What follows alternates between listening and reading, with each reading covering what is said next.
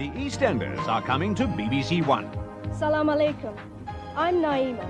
My husband Saeed and I live upstairs. We also run the food store, which is just around the corner. I'm Said. This is my shop. There's McCaff, which Sue runs, and here's McCaff. Meet the EastEnders on BBC One. Tonight on BBC One, Blow Dry in Vegas follows the British contingent in a cutthroat battle for the Hairdressing World Cup. Las Vegas, the 1984 Hairdressing Championships. Mecca for top hairdressers from all over the world. Well, one can never be too confident in hairdressing. If you're mentally down, you won't work properly. You've got to be right the way up there. We'll spend the last 2 or 3 days literally psyching each other up and psyching ourselves up, ready to go on the floor. The Real Lives film Blow Dry in Vegas brings you all the glamour and behind-the-scenes skullduggery of the big occasion. Tonight at 9:25. Now on BBC One, it's time for another adventure in space and time with Peter Capaldi and the Police Box. Quarantine session! What do you mean, oi? Mr. Quarantine session!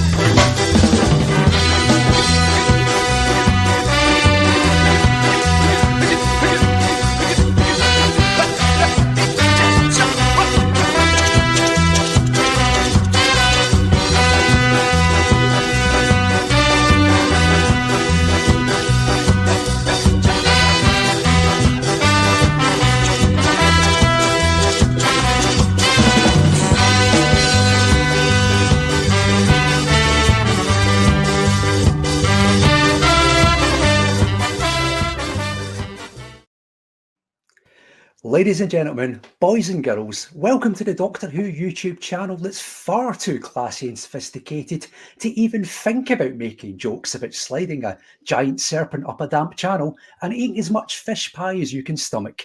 Welcome to the Police Box Live. Tonight we continue our trial of Series 10 of Doctor Who with Thin Ice going before the courtroom.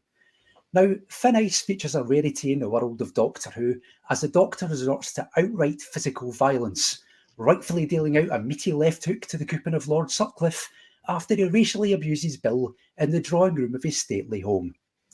Talking of which, I'm joined as ever by 2 men who are often removed from high society occasions for attempting to fist members of the aristocracy.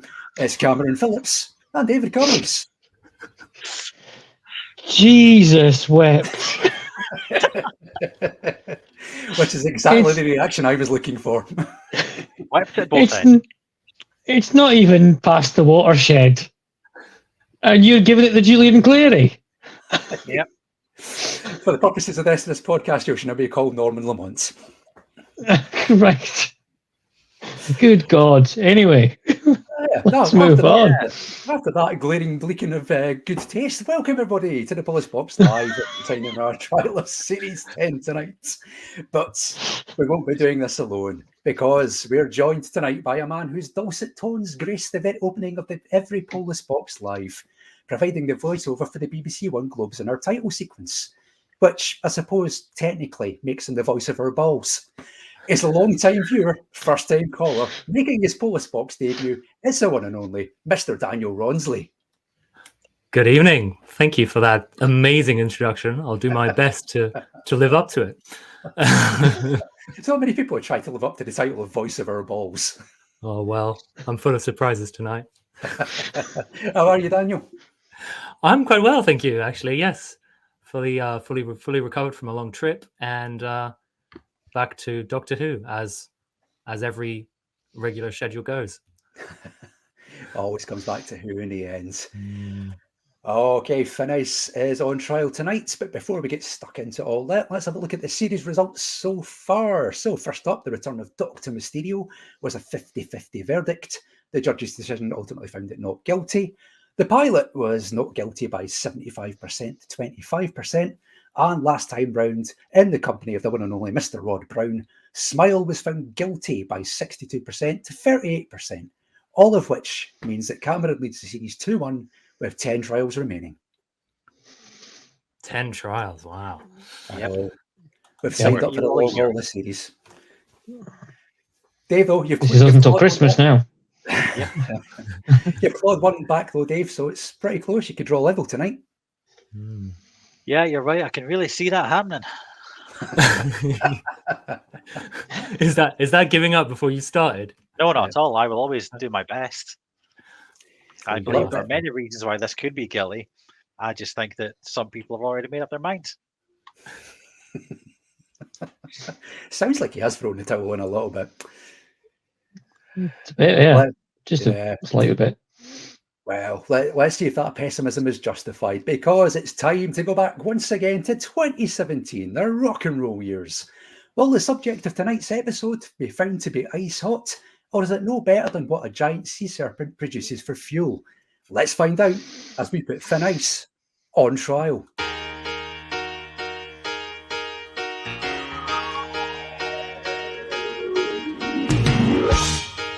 You're as cold as ice. You're willing to sacrifice our love.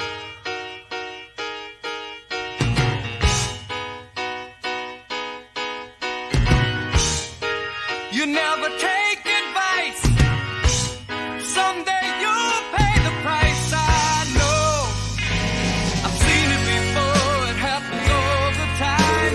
You're closing the door. You leave the world behind. You're digging for gold. You're blowing away a fortune and feelings, but someday you'll pay.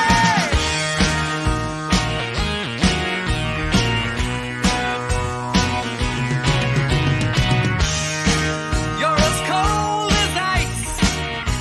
You're willing to sacrifice our love.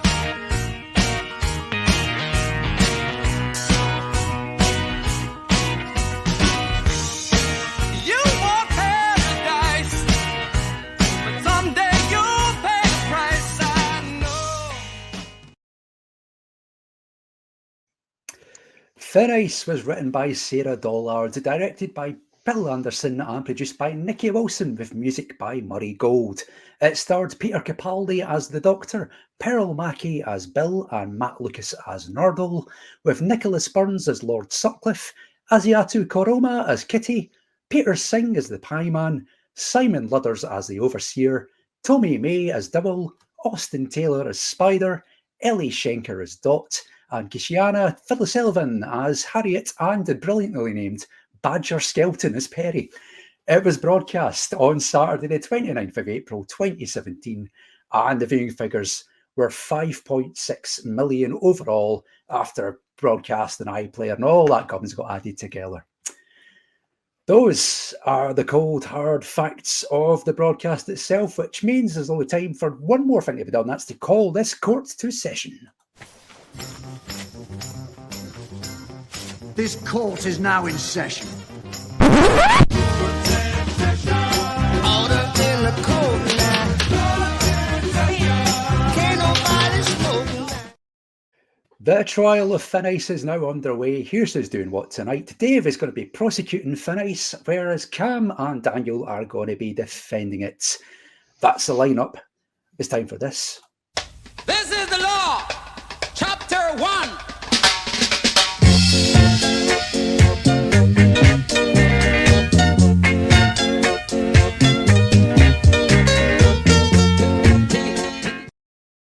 Once again, we've thrown open the courtroom doors and invited you, the viewers, to take to the stand to give us your evidence on Thin Ice. So let's get right into it. Let's have our first bit of your evidence, which comes from Daniel Knight, who says it's a gem of an episode from Sarah Dollard, showcasing why it's a crime we only had one season with 12 and Bill. They're so good together. Design and direction are of a high standard. I don't mind the punch, but the villain and supporting characters are a bit one note. Not guilty. A man of taste, that Daniel Knight. That seems to be a bit. That seems to be a bit on the fence, and then it kind of makes its mind up right at the end. Big capitals, not guilty. I like that. Balancing on the struts and then just 2-footed into the field of no. Just like there's sitting on the fence, and then there's getting off the fence and kicking it down. Let's find out if Paul Quinn's going to want to kick this down. I mean, he often does. Here's what Paul Quinn's got to say about Thin Ice. He says, Doctor Who twatting a racist is always a good thing. Yes. Yes, Paul. I'll come back to that later. You can't really argue against that. Joe Short also goes on to sort of add to that by saying, plus excellent hats and bonnets. Oh, yes. Again. No, yeah. So there you go. Racist getting twatted and some natty hat wear. What more do you want? Yeah. I mean, I feel you should always have a Victorian get-up on and a nice top hat when one is twatting a racist. I think that's like very your much in the spirit, isn't it? Yeah. Yeah. I think that's all. It's brass knuckles. That's all you need. Yeah. Well, yeah, that too. Yeah, just a nice set of brass knuckles, top hat, tails, twat yourself a racist. That's what you need to do. I'm pretty sure it's the Victorian Gentleman's Handbook of 1894. Yes, it is. Yeah. When one needs to twat one's racist, then one must be suitably attired for the task at hand. Well, top hats off to that. Yeah, top hats off to that. Yeah, exactly. Let's see if we're going to raise our top hat to Gareth Bowley. He's got to say about Finnice. He says it's a good story that delivers a simple tale, but plus Capaldi in a great costume too. Yep. I love Gareth. Straight to the point. Another point for the prosecution there, then, isn't it? Told you I'd win this.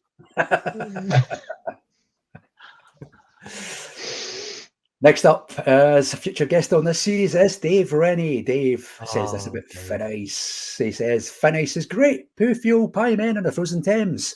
The best bit is Bill and the Doctor giving the racist twat his comeuppance before the creature then also gets him in the end. Hurrah! A lot of twats in these evidence. Just potty mouth the reviewers. I thought you were going to say on this podcast. I was like, yeah, there are. Well, yeah. Well, we'll find out, won't we? I mean, it's usually, yeah. This call. And they're all called Daniel.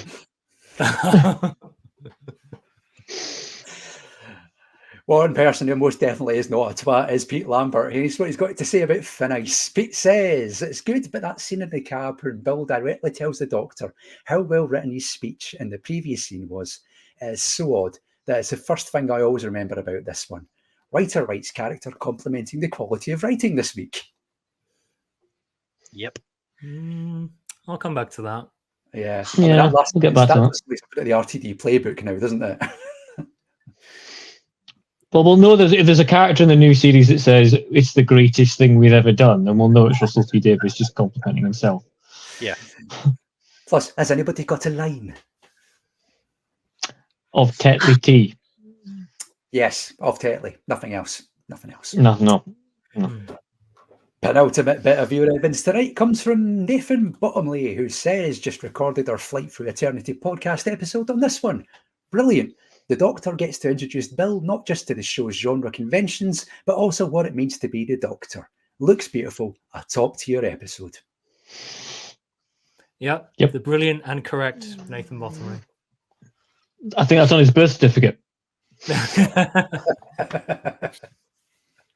weird because my birth certificate says incorrect on it. I can't help. I can't help you face decisions. Yep. Final bit of your evidence tonight. Let's see if it goes in Dave's favour. It might, Dave. All hope is not lost. Mark Harrison. You never know. You never know. Mark Harrison says this about Finnice. Oh, it's a pleasingly direct story about Bill's character and everything that Series 10 is doing differently than you who before it, which is consistently better than the episode 3s need to be.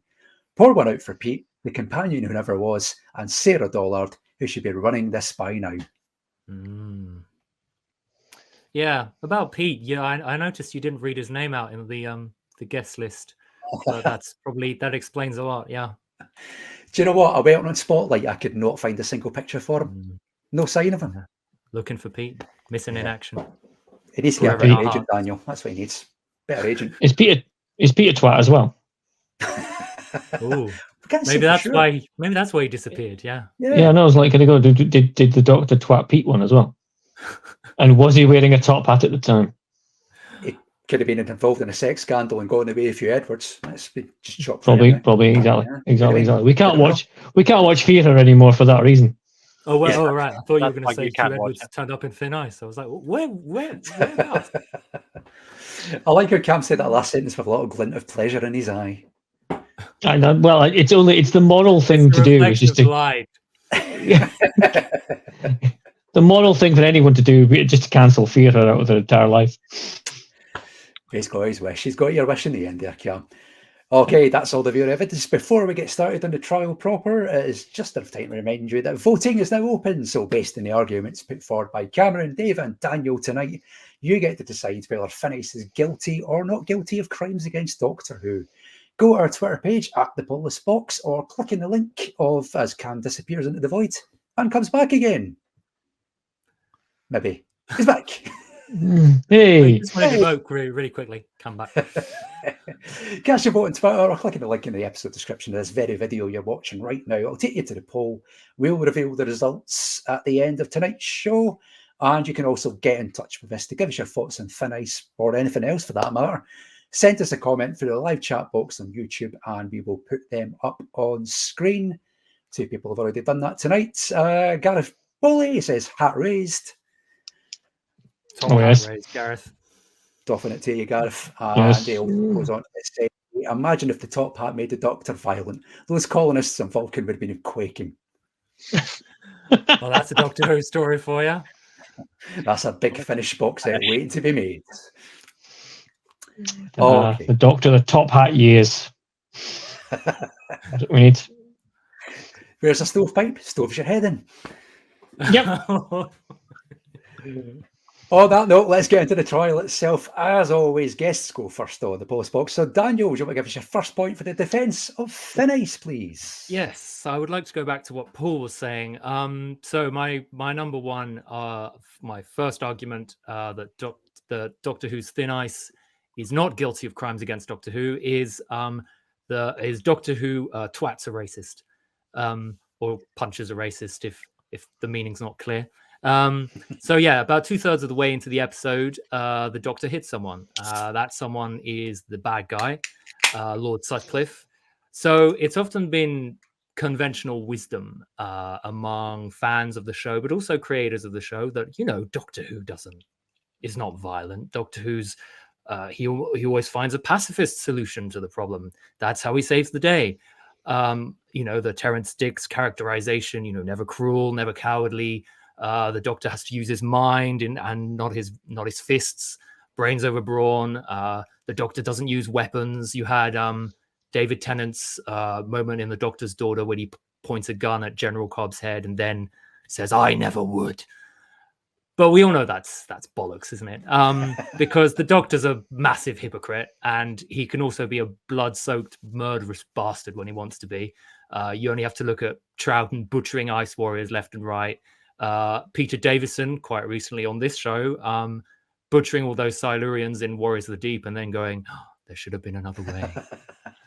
And then, doctors like Matt Smith or Sylvester McCoy, who, are these genocidal, manipulative buggers, but they do it with a smile, so it's all right.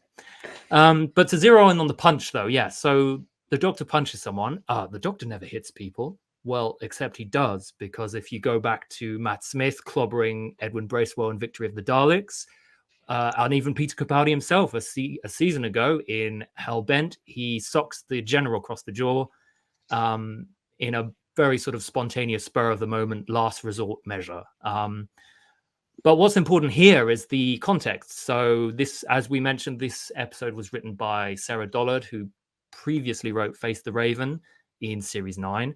But whereas in that story, you had to spend a lot of time setting up all the rules and logistical hoops that you have to jump through for Clara to die and kick off the finale. Here, she's writing a very straightforward, historical, run-of-the-mill Doctor Who tale where there's a monster and a bad guy, and she still manages to smuggle in all these short discussions about all kinds of ideas like slavery, like privilege, the whitewashing of history, inheritance laws, the protection of endangered species. And so the punch in Thin Ice is actually very carefully framed because it manages to remind the audience that well, I mean, let's just to briefly talk about the bad guy, Lord Sutcliffe, who's, the sneering, lily-livered, arrogant white man who's using the byproduct of this this fish monster. So when I say byproduct, I was looking for a polite way to say shit. Basically, he's just using the monster shit to make fuel for profit. And so the Doctor initially assumes, oh well, he must be an alien then, and he says to Bill, leave the talking to me. We have to, in these kind of situations, you have to be tactful, you have to be diplomatic, you have to use charm if necessary. And so Bill's like, oh, right, well, she feels like a bit like she's being lectured.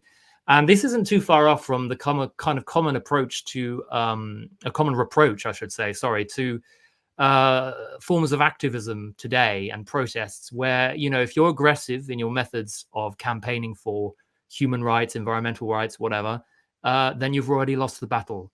You can only win people over if you're calm, if you're reasonable, if you're logical, if you're polite. The only way of fighting is fighting oppression and injustice and whatever is don't get emotional, calm down, don't raise your voice. And we've heard that quite a lot recently. And so this insistence that if you can't separate your feelings from what you're fighting for, then you're not helping your cause, you're hurting your cause. And it seems like the Doctor's going to do something similar with Bill. So that's why, he says, let me handle this.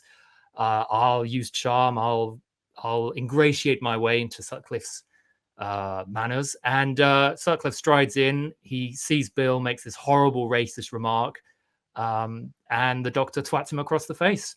And not only is it kind of immensely satisfying in that sort of very primal lizard brain way of just watching the Doctor once in a while, you just wish he could just smack someone across the face instead of having to, make all these big speeches about the evil plan and then using a clever way to blow something up. And it's also undoes what the Doctor was just saying. So we mentioned he's a bit of a hypocrite. Well, it's also showing that sometimes when you're faced with such horrible prejudice, sometimes, as he says to Bill, passion fights, but reason wins. Well, sometimes passion is the response. And it's not necessarily the correct response or the only response, but I think what the episode is saying, that it's a valid response, and it's one that's motivated by anger. And it's kind of a reversal of the roles where Bill's the one who actually remains calm and diplomatic in the face of such a racist remark, and the Doctor's the one who loses control, which gets them captured and tied up, which then leads Sutcliffe to accelerate his plans. So it might be a sort of crowd-pleasing moment, but it's also interrogating that very moment, saying, well, if the Doctor had reacted differently, maybe he would have had a better handle on the situation towards the end. Yeah. Okay. Go on then, Dave. Tell us why violence is bad, MK. I'd actually agree with every point you made there. You're correct. It is always right to punch a Nazi. The second best time to punch a Nazi is yesterday. The best time is today. The problem is, as somebody said in their evidence, the characters are very one-dimensional and small and not believable as characters. This guy's literally had about 15 seconds of screen time before he gets punched. Yes, he said something he shouldn't have, but it's a very sudden snap reaction by the Doctor to punch him for saying one thing. So many people have said offensive things in front of the Doctor before. He's gone, oh, this one he just twats him in the face, which, yes, is the right thing to do. But I would like it if we could have a more believable racist Nazi. Because this guy did not get long to stake his claim and put his flag in the ground and say, get her out of here, before he got punched. And I think the fact that the Doctor did this speech beforehand made it really, really telegraphed.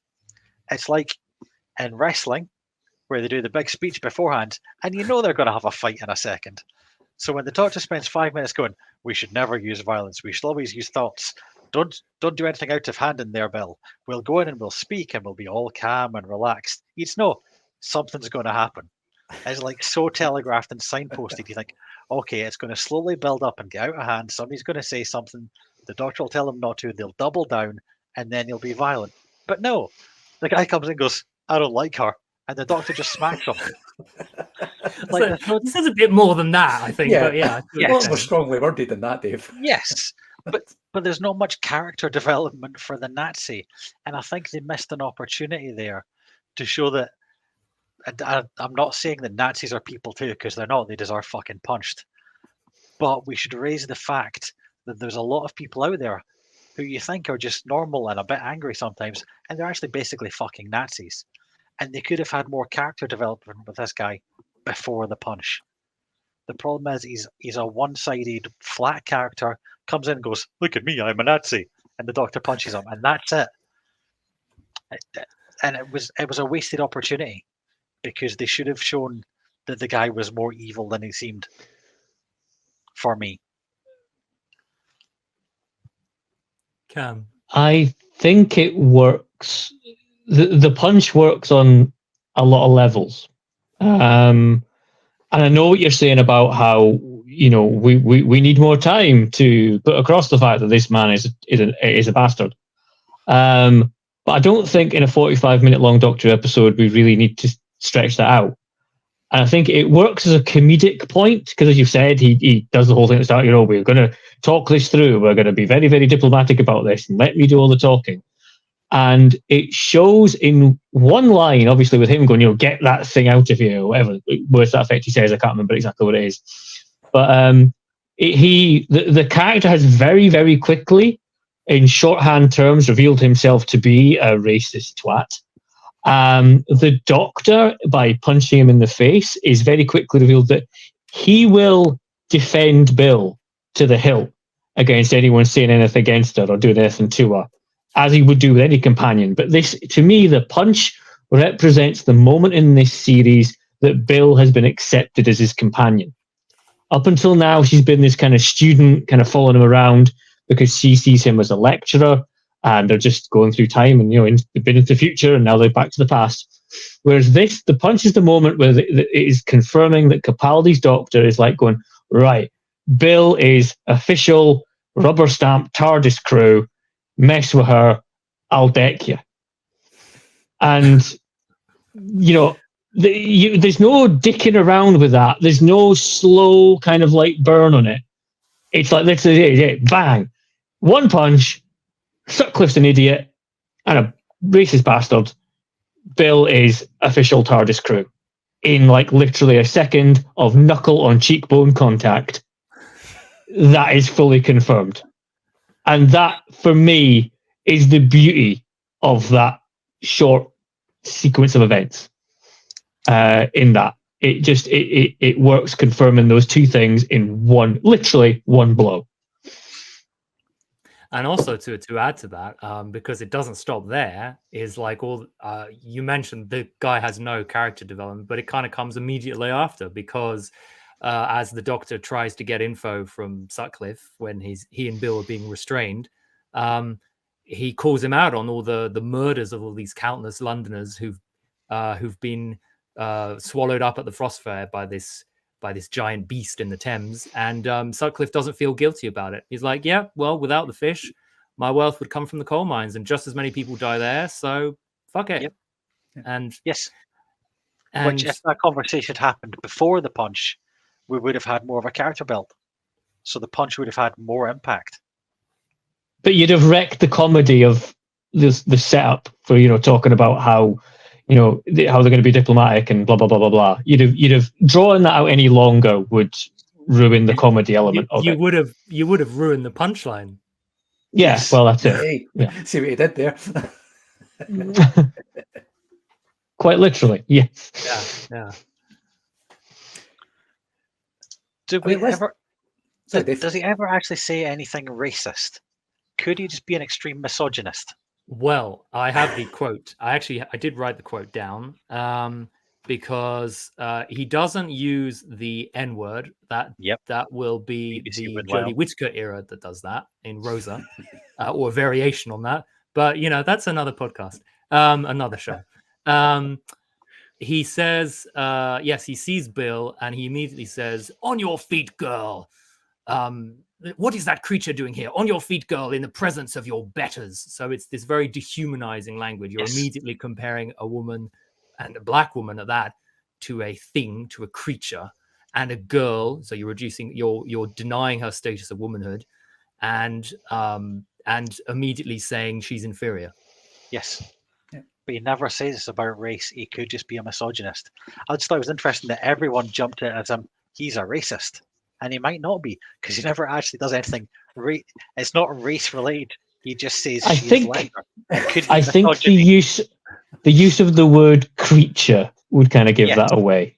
It's what they call today as like a dog whistle, you know. Yes, it is. Yeah, very much. I think that would be. And I say, sorry. If it was Torchwood, he'd say the N-word. Yes. Well, I have a point about Torchwood, but we'll come back to that. Wow. Oh, that's music to our ears. Concerning the creature, but that's another the creature in the Thames, I should say. Okay. Yeah. But we'll come back to that. But just to you could say out of context, he's not racist. He just used some dehumanizing language. But if you didn't have the whole episode beforehand, like the minute that Bill steps out of the TARDIS, her first concern is, I'm a black woman in the past. It might be dangerous for me, and the Doctor immediately acknowledges that. Yes. Which is the opposite of what he did in the Shakespeare Code, where he and Martha arrived in Elizabethan England, and she's like, "I'm not going to get carted off as a slave, Em." And I was like, "Just walk around like you own the place, Martha. It works for me." Yeah. So this is a kind of corrective to that. And and then when she gets dressed up as a Regency era lady,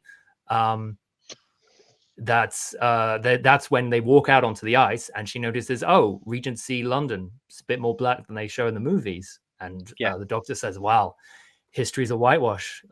Look at Jesus," you know. So it's all kind of, it's not saying explicitly that this is about only racism, but it's laying the texture and the background in there. Yes, it is heavily implied. It's just never openly said that guy was a racist dick and he needed punched. It was more just he was very, very mean and dehumanizing, so he got punched. But they immediately say afterwards that was too racist to be just alien. So it's a very human, bigoted reaction. So they say it after. It is somewhat interesting that the Doctor immediately discounts the fact that he might be an alien on the fact that he's a racist, which would infer that no other alien the Doctor's ever met has been a racist.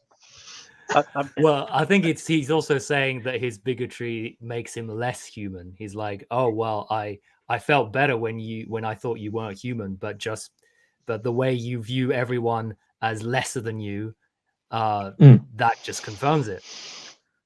You know? Yeah. Yeah. I mean, we all know that aliens aren't racist. They're just a tiny wee bit genocidal, but racist, no. Yeah. Filled with hatred for everyone that's slightly different than them and view them all as lesser. But not a racist. Yeah. Not a racist. I mean, on the subject of violence... We're talking about the Daleks there. A little bit. I mean, on the subject of the Doctor being violent, let's not forget that this is a guy that, as far back as the Reign of Terror, brained a French road worker over the head with a spade for absolutely no reason. So, who's the racist now? All right, yeah. And given that I live in France, I take that personally. On the comments, we've had one come in from Gareth Foley, who asks a very interesting question I didn't pick up on at the time, but he asks, did I just hear cheek-to-bone contact? Oh, mine out of the gutter, Gareth. That's the only fans post box, Gareth. Yes, it's available on Patreon. Yes. It's a strictly teacher-student relationship, We've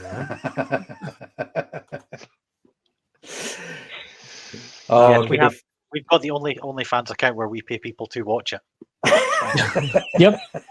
It's a money-making scheme for them. Yeah. The amount of times I've dressed up as a Taran wood beast and only made 20 pence out of it. Just practically begging. It was all I had. There was also this discussion. I mean, I've seen it since the episode came out. Like, oh well, why can't Bill be the one to punch Lord Sutcliffe? But again, I think the framing of that moment is that because it's a teacher-student relationship, she has a lot to learn, but so does the doctor. And the doctor has to learn that although his reaction in defending his friend was understandable, it's not the reaction that ultimately saves the day. What saves the day is him, Bill, and the kids sort of working together to free the creature, at the end. And it's not the punch that saves the day. The punch is actually what gets them captured and tied up and stuck in that tent. Yeah, it's a catalyst for so- everything that follows. Yeah. Right, yeah. Okay, since we've dealt with the fist to the face, Dave, do you want to give us your first point for the prosecution of Phineas, please? It's in some ways a continuation of my counterpoint, and it's that almost every other character in this entire episode is incredibly one-sided and shallow. You mentioned the kids; they are taken straight out of the film Oliver. It's let's get some street urchins in Victoria, London, and do you want to do the part? All right, governor, and that's it. And you've got the Victorian street kids, and you've got the one-sided Nazi man who everyone hates, obviously. But every other side character in this is pretty much bland and standard and generic. You've got the idiot foreman who's dealing with the fish shit. And the doctor goes, "Hey, bet you nobody knows more around here than you." And he goes, "No, they don't, governor." And proceeds to tell him everything like it's a comedy sketch. I've actually written that the only person we get any sense of as an actual person is the fish pie man. Because we know that he gets the fish himself and he makes the pies and he sells them and he knows how to flip coins. And he's actually the most characterful of all the characters in this that aren't the doctor or his companion. Everyone else is a caricature and a cutter, and they don't bring much to it. They are interchangeable. Like, yes, fine, there's Badger Skeleton, which is a great name, but I couldn't tell you which one of those kids he is. He's just Badger Skeleton. But occasionally when I'm watching episodes of Doctor Who, I'll try and work out who would get the spin-off. Like, if this was the best episode ever, who'd get the spin-off? And there's nobody in this that you'd give a spin-off to, because they're all just bland, generic characters. Well, Very unfair on Pie Man. I say he works hard man. at that coin trick. The big Finnish pie box set coming soon. You could have Double mash and gravy on top. Yeah. I'm pretty sure you could get at least 2 episodes out of Lord Sutcliffe, Space Racist. Yeah, I think you could stretch that over 12 episodes. It's a character that kind of crops up again, and Rosa, Yeah. you had a space Yeah. racist. Wasn't Sutcliffe, but But yeah, I just felt that a lot of the side characters felt like placeholders, and they seem to have gone into production with just the placeholders still there. Because there's no backstory to any of them. Why are these street urchins all together in a multicultural, multicolored gang? Where, like, what's happened with all that? Because you could find out that all their dads were sailors that went off back to sea, and that's why they hang around the docks. And just that would have given them more character. And there's none of that in there.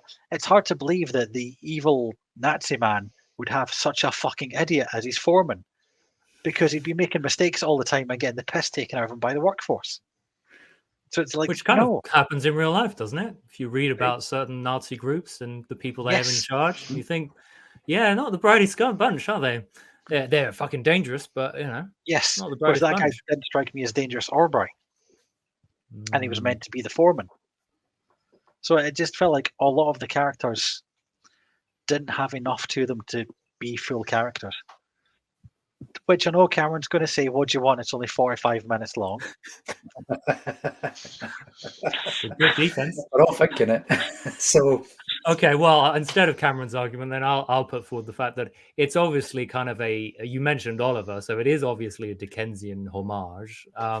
And if we remember kind of Oliver Twist and the Dickens, we only really remember the Artful Dodger, and the other kids are kind of interchangeable, And you could say the same thing with here, where the only kid we really remember is Kitty, because she's the leader of the gang. But it's also an opportunity to show off kind of, and this is what I love for every doctor, is how does the doctor act around kids? Now, we've had instances before with Capaldi and kids in in the forest of the night with all those awful, ghastly children who he really should have left in the woods. But here it's because he's kind of responsible for the death of Spider. For instead of saving him, he saves his sonic screwdriver, and he has that whole heart-to-heart with Bill. And Cam's just left because he disagrees. Oh no, he's back. And then they go back to their hideout, and the other kids ask Kitty, "Well, where's Spider? Where's Spider gone?" And the Doctor immediately distracts them with that lovely little scene of he says, "Who's hungry?" And he pops out pies and gives them food, and then he reads them a story and sort of shows how. And then when they leave, he says to Bill, you know, all right, you guys, hang tight, laters. Do you see how I was getting down with the kids there? So it's a great opportunity for some little character beats with the Doctor and Bill and how they act around kids, you know, which is not always a success in the Stephen Moffat era, because some of the child actors would probably find better employment elsewhere, but not in acting. I suspect Cam might be able to concur given his hamster appearance. We're thinking of the same two kids here, yeah. Oh yeah, Angianati, yes, the famous Angianati, who do not appear in the Capaldi era, thank God. Oh, them two. Oh yeah, Christ. Yeah, sorry. I was like, oh, from hell, yeah, whatever Joe Ford calls them. Here's a wonderful new planet that you've never been to, off Earth. Look, you're traveling through space and bad. Well, actually, just as an aside to that, I'm convinced that that's what lost Clara her job as a nanny, is because in the Name of the Doctor, there's that line where it said, "Oh, Angie and Artie went to the cinema and they tricked the Doctor into a game of blind man's bluff," and so yeah, and they're at the cinema. So yeah, she can't take care of children, so they fired her, and that's why she becomes a teacher in The Day of the Doctor. Yeah, must be, absolutely must be. But enough about them two. Yeah. So yeah, the character's all pish. That was my point. Oh, okay. Very broad stroke there, wasn't it? You didn't like the little connection to the little, because I mentioned homage, where there's a lot of sort of nods to history, but also Doctor Who history, and in particular that scene with the overseer, the all right governor overseer, where they're literally walking around shit. And it's a little sort of connection to, you know, New Earth, because Simon Ludders, who plays the overseer, played an infected patient in New Earth. And then that scene ends with Bill saying, "No shit." And then it cuts to a horse neighing in the same way that New Earth does. That's just little detail I picked up. Little, you know, of all the episodes to pay homage to. But there's a bit of Terror of the Zygons in there. There's the Shakespeare Code in there. There's, you know, lots of little nods to Doctor Who history along the way. And I think some of the characters are there to sort of, because also the kids you mentioned, the kids could be a sort of nod to the kids in The Empty Child living on the bomb sites, you know, with a leader like it's a similar idea. That's what I put in mind of, yeah. Yep. There was no Nazis getting punched in that, was there? Apart from in the sky. I don't know, I'm pretty sure Captain Jack fisted one or two. Well, it's fisting someone that got John Barrowman. Yes, there we go. Cast the line in. Began to He's lines. got one. Someone was going to bite. We had to fit it in somewhere. So did he. Anyway, I'm always a big fan when you watch episodes of Doctor Who and you can kind of imagine what the elevator pitch was. And for this one, I'm like, someone has sat there at a desk and went, "What if Oliver Twist and the Thing?" and been amused by this idea. I'd watch that. And then, yeah, exactly. You'd watch that if that was, you know, kind of go, yeah, that'd be great. It's just like, "Hey, it's Macready. All right, Governor." Just got back from the Cockney accent. Just got back from Antarctica, didn't it? Three times over with 3 heads. Yeah, they did resist the Oliver homage of one of the children coming up to the Doctor after he'd given her a slice of pie and saying, "Please, sir, can I have some more?"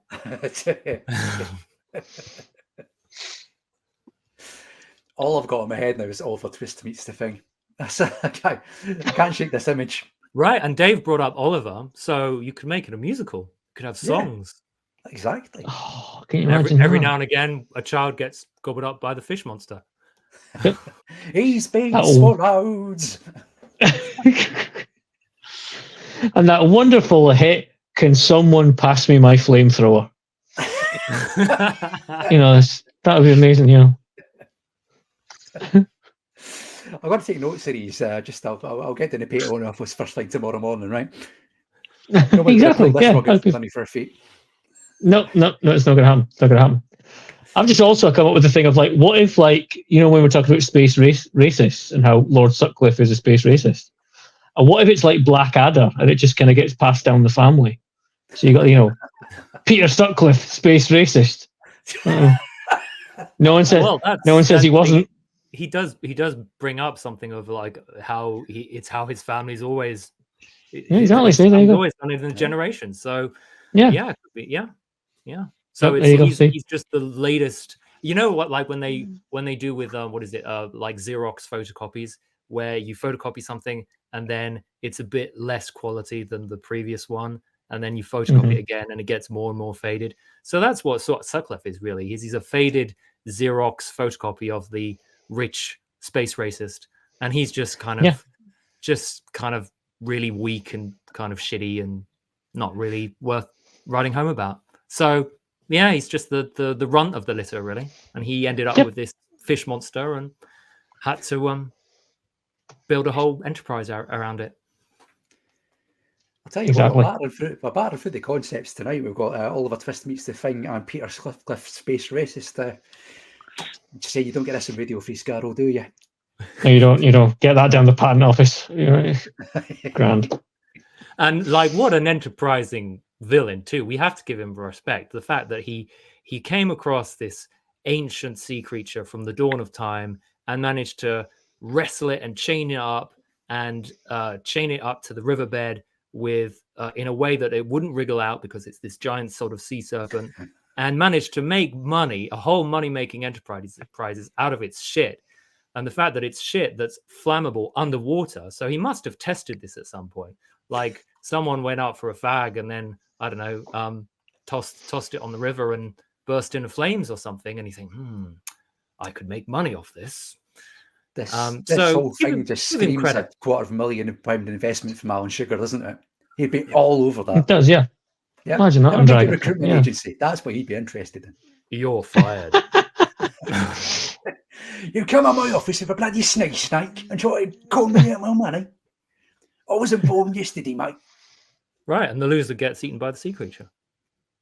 First concept of the night, right? Oh, I'm definitely getting in the patent office for these tomorrow. This is gold. I love it. Yeah. Coming to BBC One this autumn. Okay, before we fill the entire autumn schedules of the BBC with space racists, big snakes, and Alan Sugar, let's go to the next point for the defence. Cam, let's have your first point for the defensive finish, please. Right, we have knocked through a fair bit in the last. I mean, I think we're going to also go on how this entire story looks, and I know we often say it does a lot with, space-wise and film and set-wise, probably quite a little. But I think this depiction of Victoria is very, very believable and quite, it looks like a really, really good, this story, I thought. Essentially what I'm trying to say while gabbling along. I think the look of this episode is spot on, is absolute A grade. I was quite impressed with. I mean, I know we did. We didn't do. With Rings of Akatan and the market scene in that a little while ago. I think it was when I was on Strictly. And this is a very similar vibe in the fact that it's got this market setting that is believable and has stuff going on in it, and it's got a lot to it. And, compare that to sort of obviously the last episode we had in Smile was, a kind of empty futurist depiction of a city in inverted commas. Whereas this is a thriving city with a festival going on in the middle of it and various things happening around it. And you could see why, the Doctor would want to go to these places. As he says, he's been here a couple of times already before at the Frost Fair, and you can definitely see why. So yeah, that for me, it was a believable depiction of something that did happen in that. It did. It did. Yeah, it did indeed. Look it up. It was public record. Yeah. Yeah, exactly. And also, I mean, they're what's really clever about it is there's obviously a fair bit of CGI in the episode or two, but what's clever about it is because it's an ice, frosty, snowy setting, they use the fog and the mist around the fair, around the Frost Fair, so you don't know where the CGI really begins and where it ends, except of course for a few obvious certain shots. But like the cameras in those first 10 minutes, the camera is constantly roving around. You see the market sales people, the acrobats, the sword swallower, and so that's all the little details. And then you have those shots of the people out on the ice and the ice skaters and that drunk who gets swallowed up by the creature at the beginning. And because there's so much fog around, you think, well, how much of it is sort of dry ice and how much of it is CGI fog? And the fact that your eye can't quite make out the exact delineation, I think it works in the episode's favor for sure. I think using fog to mask shortcomings, it's like what Silent Hill did on the PlayStation 1 all those years ago. Yep. Cuts down on the draw distance. Yes. Yeah. Niche reference. Yeah, this is the Doctor Who. Thin Ice is the Silent Hill of Doctor Who. Yes, exactly. Yeah. We're just waiting on Pyramid Head appearing out of nowhere.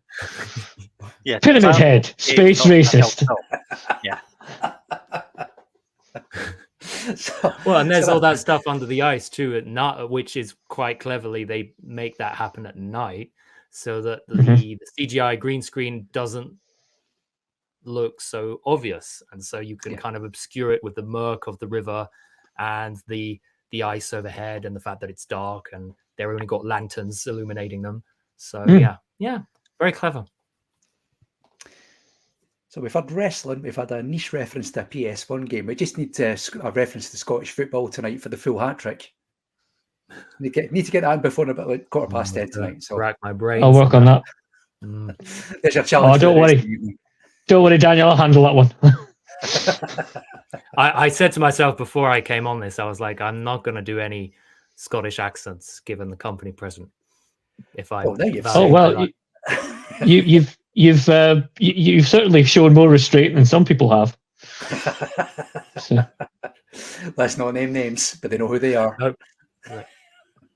I'm the southern one anyway, so my accent is understandable for Americans. Oh, well, that's a relief. Yeah, so there you go.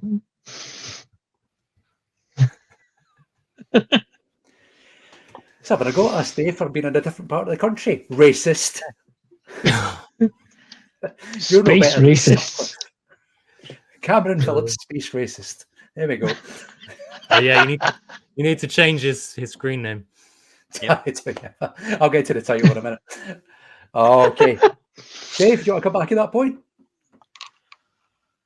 Yeah, it does look all right. I don't know if you can say it looks authentic because neither of us were there. Like, nobody was there during Victorian times in London. So it probably looks authentic, but maybe it just looks authentic to what our image of Victorian London is, which again goes back to Oliver.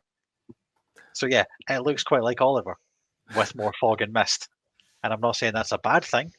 I think you're right. No. It does look good. It looks shiny. It looks shiny and clean without being deliberately overly clean. So yeah, that all looks good. The ice is believable as ice. The fog is believable as fog. It's just the characters aren't believable as people. But hey, you're right, it looks good. Can't really argue with that one. But I mean, doesn't Doctor Who always have a slightly imagined way of imagining Victorian times? You know, you just have to look all those Mark Gatiss episodes and so it's in our it's in the sort of a utopian Victoria, probably a bit dirtier than it actually is. It's Doctor Who. It's got an imagined way of presenting everything because it is traveling through time and space. It's usually not filmed on location, and when it is filmed on location, they're trying to make it look like something else. Yes, You know, they didn't freeze the Thames over. That's, yeah. Yeah, they try to not make it look like a quarry in Wales. Instead, they make it look like an alien planet, but they don't. Whereas this looks like they could have filmed it on location in London and then CGI'd some fog in. So it does look quite good. All the locations were mostly believable. I never felt a real sense of scale of the Thames, though. Like, I know they say it's the Thames and it's frozen over. And you see it and it's foggy. There's fog 15 feet away. So you never get that whole scale of it being fully on the Thames. Yeah. Which I know is because CGI limitations. And if they'd done that fully, it would have looked Uncanny Valley, not real. Yeah, there's kind of the practicalities of the set as well. You can't have anything that big in a studio, really, can you? So, I mean, if money was no object for the CGI, I would love it to have been like the opening of EastEnders. It just comes down over the Thames. I was going to say. It spins down, and it just comes down, it's frozen over, there's an elephant there, and the TARDIS appears. That would have been a great opening if money was no object. with a big fishing net ready to take it to his eel shop. Just Yeah. And that, I think, having watched a bit of EastEnders, there's quite a few characters who get chucked in the river or something. Or is that the wrong show? Oh, there's all sorts that gets dumped in Walford Canal, isn't there? That's murder right. weapons. Have I had a body Dirty Den dumped? got shot next to the canal. Dirty Den, that's right. Dirty Den gets shot. Yeah, and he- I was going to say, did Dirty Den not end up in the river? Yeah, but it's a soap opera, so he came back, I think. It's yes. All right, Yeah. all right. He came back I and think then I was heard. sacked for popping his eel out on camera. He'd helped Davros, and then he was chucked in the river. Yeah. That's how it went, yeah. And then he had an unfortunate. Christmas Day, yeah. He had an unfortunate incident talking to Davros on Skype, and then it was all just. Yeah. I mean, it's EastEnders that when you want to dispose of a body, you don't take it to a canal or a faraway farmhouse. You just bury it in the community hub underneath the floorboards because nobody's going to find it there. And it'll never come back. No. It's the best thing to do. Just stick it in your doorstep. Yep. I'm so There's glad that soap operas. classic EastEnders episode where Doc Cotton goes, "What's that fucking smell?" Right, you just need to add in a sea creature, and that would have Yeah, brightened a lot exactly. of episodes up, I think. Yeah. Dirty Den gets chucked in the canal and gets eaten by a sea creature, and then shit out and made into rocket fuel. It's a whole journey. Now that's a character arc.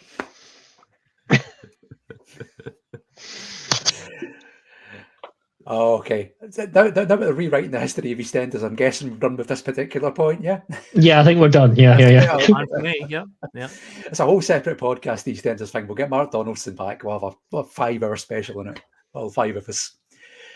Oh, okay, so that's one point all. So it seems like a good time is I need to go and have a quick break for a few minutes before we do that. But just enough time to remind you all that voting is still open. So based on the arguments put forward by the guys tonight, you get to decide whether Finis is guilty or not guilty of crimes against Doctor Who. Go to our Twitter page at the Polis Box. You'll find the poll there, or click on the link in the description of this video. We'll take you right to it. We'll reveal the results at the end of Any tonight's EastEnders show. fans out there? Yeah. Vote. Any please. any EastEnders references you've got, fire them our way. Stick them in the YouTube chat. We've got 35 years of the thing to rewrite tonight. Saw Doctor Who. Why are we even bother talking about Finis? Just do that. More fun. There's your cliffhanger. Right, we're going to take a break. We will be back in a few minutes' time to continue the trial and ultimately find out whether Finis is guilty or not guilty of crimes against Doctor Who. We'll see you in a few minutes' time.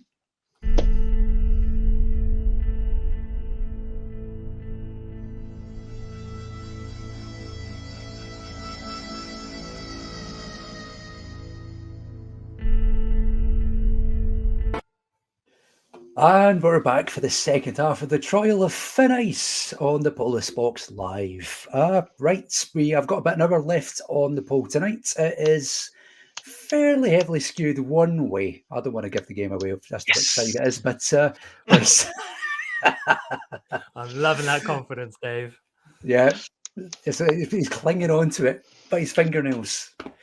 You've got time to cast your votes to decide the outcome of tonight's poll. You can do so by going to Twitter at the Polis Box or clicking on the link in the episode description of this video you're watching. I'll take you right to the poll.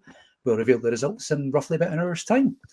Let's get back on with the trial then. Daniel, do you want to give us your next point for the defence of the nice, please? Yes. So my second point for the defense is the characterization of the Doctor and Bill. What I find quite fascinating about the 12th Doctor and his characterization throughout his run is that out of all the new series Doctors, he's probably got the most in-depth kind of exploratory character arc in a way that feels meticulously crafted until you look back and you think, actually, no, they were completely making this shit up as they went along, and it was pretty much made up and improvised. So you had the Series 8 Doctor where he's like, "Am I a good man?" and you are a good Dalek. I'm not a soldier. No, you're an officer. The kind of callous, cynical, grumpy bastard. Malcolm Tucker in space, basically. And then, you just have to look at how he treated Clara in Kill the Moon, where he's like, "All right, Clara, it's up to you now. You decide the fate of the planet. Best of luck." And then he fucks off. Then you have the Series 9 Doctor, where he's a bit more affable, this slightly embarrassing kind of punk rock midlife crisis, cool crabby Uncle Capaldi with the electric guitar and the sonic shades. But he's also kind of enabling Clara's sort of adrenaline junkie proclivities. And then, when she gets killed, he becomes this sort of psychotic, grief-stricken warrior who'll tear down the universe.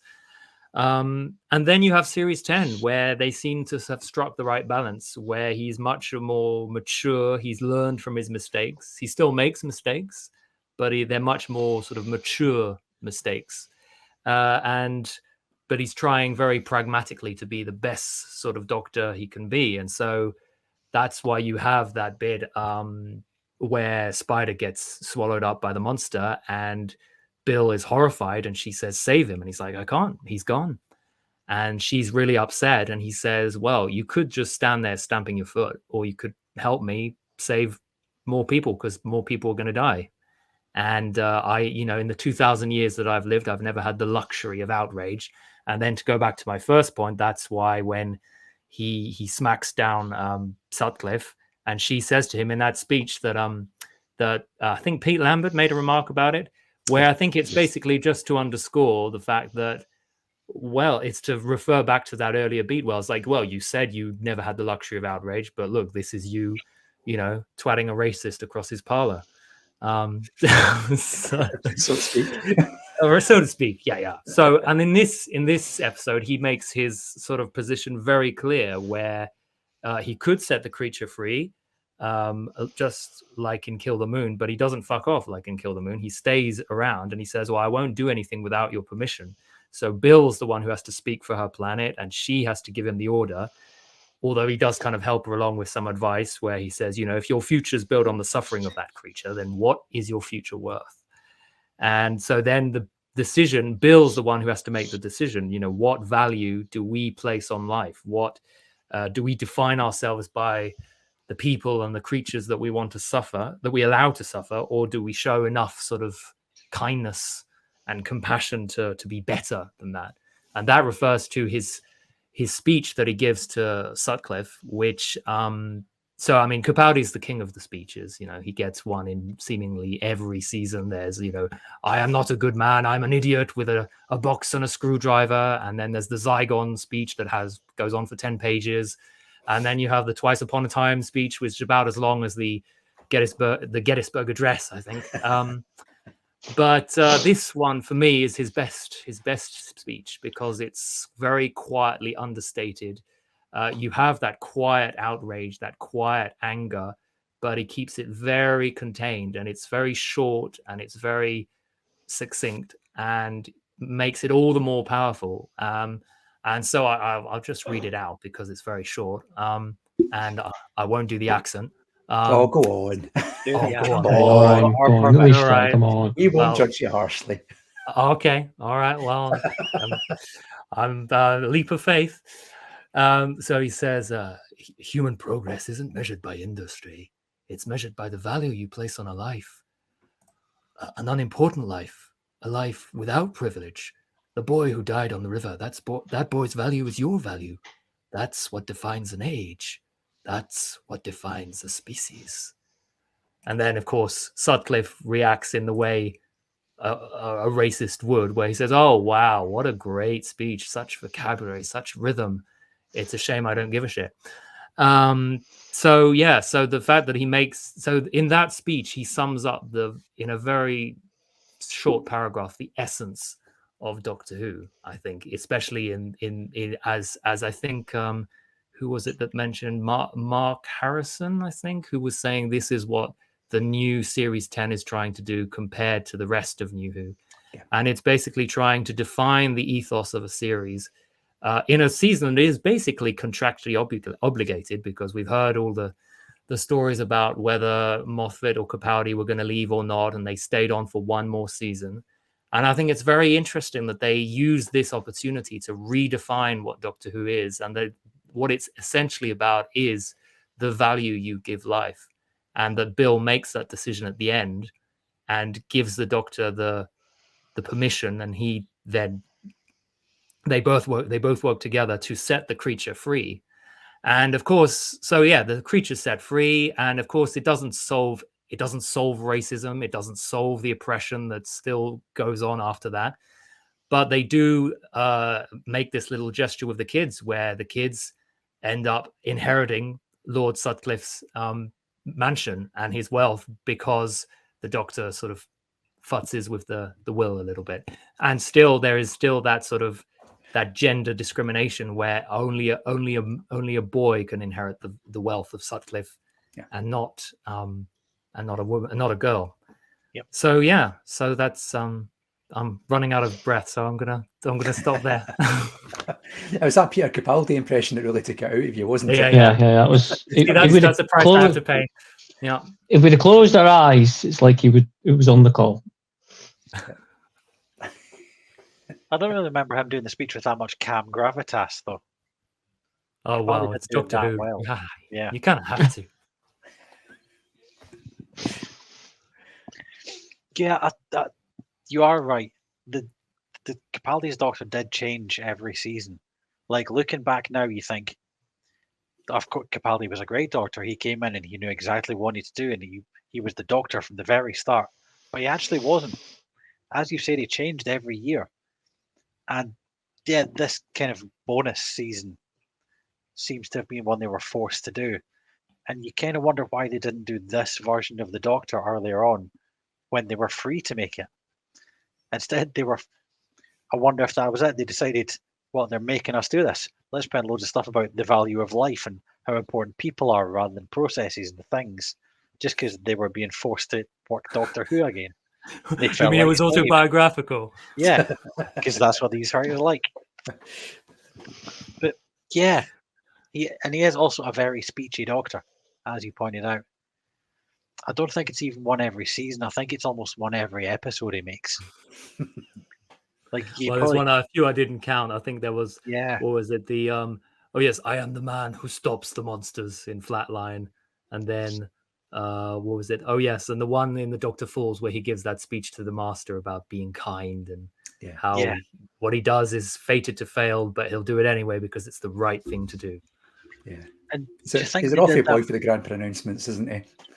Do you think that was because they got Capaldi and thought he's good at monologuing because of the thick of it, and he loves the character of the Doctor, so we'll get him to do big doctory speeches? Or do you think that was just how it organically came about to get the points across? Well, that was kind of my point, was that it feels very organic until you sort of look at the production. You think, actually, no, this was completely made up on the fly. But I think it was a gift to his acting skills. Yeah, that he's a very good orator, and so you want him to be the Doctor who speaks, the Doctor who makes these grand pronouncements, which don't. I mean, again, we can complain about the length, but the one I think is special about this one is that it is very short, and he says a lot with very, very little, and it's all the more powerful for that, rather than the kind of run-on sentence that he has in Twice Upon a Time, where he says, never be cruel, never be cowardly, and never ever eat pears. Yeah. Yeah, there's a nice short speech he does. Yeah, I can't argue with That was quite That short was a short too. speech. Yeah. I'm trying to think through all of the other bits in there that I could pick out, but there's not really a lot. You're right, it's Capaldi's doctor being Capaldi's doctor in this season because he does change every time. And it is a powerful speech because he's a good actor. Okay, well, I did mention the Doctor and Bill. I forgot to talk about Bill. So very briefly, I'll make this brief. But Bill's first line in this episode is, "Okay, I have questions." And if you want to play a drinking game, not that we at the Police Box encourage drinking, but it's up to you. Not at all. Not at all.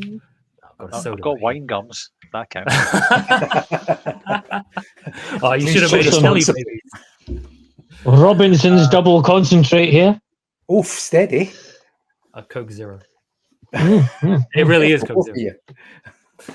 But yes, so the drinking game you could play is how many questions does Bill ask? And the answer is a lot. Almost every scene she gets a question. So she's fulfilling the typical companion role of asking the doctor questions. What's this doctor? What's that doctor? Except it's not just that. It's also it reinforces their teacher-student relationship where she's a student who's naturally curious, who'll make quick insights and quick deductions based on what she sees. He in turn is testing her and consistently encouraging her to find the answer on her own. But she's also the kind of student who, if her teacher spouts some horseshit, then she'll call him out on it and she'll say, "No, you're talking garbage." And so she'll call him out on it. And so that's what I think is so great about this episode in particular, is that because there's this constant back and forth between the Doctor and Bill, she asks questions, he encourages her to look for the answers, he gives her some answers, other answers she has to find out on her own. And that's kind of, it's like a love letter to curiosity and the fact that if you're curious, then you can bring about change, which is kind of what happens at the end, is that she finds out at the very end when they get back to his office and Nardole brings in the tea and she's surfing online and he just again prods her ever so slightly in the right direction, and she finds out, oh, we did change something, we did do some good. So that's what I think, again, the very essence of Doctor Who is, if you're curious, if you ask the right questions, then you can find some answers that can help bring about change, and change possibly for good. I found it very interesting in this episode as well regarding Bill, and it is pointed out as part of the dialogue, in that this is the first instance of her traveling the TARDIS that she witnesses death. And it's pointed out to her that in the previous episode they were in a whole garden full of ground up bones of people who were dying and dead, and she tries to point out that that's the difference, and she's this is the first instance she's actually witnessed it, a child essentially, drowning / freezing to death in an instant. And I found that very interesting, the way they picked up on that. And it is Bill's introduction to time travel not being all sunshine and roses. And it's kind of it's not often the BBC would introduce child murder to a Saturday tea time audience, but I think it's, in that instance, it's kind of handled in a good way for the story, to get that put across as far as Bill's concerned. Well, yeah, because this is something the modern companion has to constantly go through. So, Rose or Donna or Clara, they constantly have to, why is time traveling so cruel, Doctor? And then they find out why. But yeah, this has a particularly delicate balance because, again, as I said, it's that sort of teacher-student dynamic, is that she makes a discovery, and it's not an easy discovery, but she learns something, and the Doctor also learns something as well. Because that moment where she says to him, have you killed people? And he tries to kind of duck the question, and she's like, that's not what I asked. And she really kind of nails him on it. And he has to say, well, yes, I've killed people. Which again, so that's another thing that sort of a lot of New Who does that in the sort of series 3 episode or the series 2 episode. It brings about the Doctor's morality, that he is an alien, that he doesn't have exactly the same moral values as we humans do. and the companion has to be challenged on that, or challenge him on that. I'd say that Bill doesn't get a lot to do in this story to an extent. She is very much a sidekick in this story, and for the first couple of episodes of this season, she doesn't get much to do on her own. And I know that's because she's still growing as a character, and she's not learned how it works yet, so she can't go off and play on her own. But there's not many scenes in this where Bill gets to do anything without the Doctor being there to keep her safe. So as much as she's learning about the big bad world of time travel, she doesn't often get put in danger. And she doesn't often go off on her own and get herself in trouble. The Doctor's always there to answer her questions. Why are we doing this, Doctor? How will this work? She's never off finding out for herself. It's always basically the Doctor fucks around and then she finds out. Which is unusual, because thinking back, a lot of companions, they've got themselves in trouble and then the Doctors come and help them out. And that's how we meet the companion character. Whereas this one, he's chosen her and he's taken her with him. Which I think does speak to the teacher-student relationship to an extent. But as we'll see later on in this series, that time for her is coming. Yes. There is going to be a time I think she's left on her own. I think for us, it's coming in a fortnight's time. Yes. But, I get what you mean, but I think it's you're right when you also say that it's this settling in period for the series as a whole. Yeah. And as we said, we're getting into Bill getting into trouble on her own plenty in 2 weeks time on the Police Box. So to be continued. But also, like, yes, they are together a lot and they don't often get separated. But the fact that their chemistry when they're together is, again, she treats him like a teacher. He's not her boyfriend. He's not a superhero. He's not a rock star. He's not even really her friend, although that changes over the series. But he is at this moment still a teacher, and that's why those first 3 episodes have the continuity of, they almost kind of feed into the next one. Like you had that cliffhanger at the end of Smile with the elephant, and then it's in a nice bit of continuity. They end back up at his office, and Nardole has finally made it up the stairs with the tea. So.